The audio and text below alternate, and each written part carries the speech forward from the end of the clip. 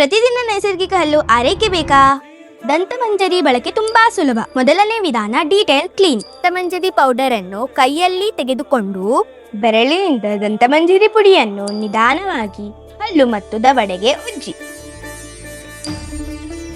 ಆನಂತರ ಬ್ರಷ್ ಅನ್ನು ತೇವ ಮಾಡಿ ಹಲ್ಲು ಮತ್ತು ನಾಲಿಗೆಗೆ ಎಲ್ಲ ಕಡೆ ಚೆನ್ನಾಗಿ ಉಜ್ಜಿ. ಇದು ಡಿಟೇಲ್ ಕ್ಲೀನ್. ಎರಡನೇ ವಿಧಾನ ಕ್ವಿಕ್ ವಾಶ್.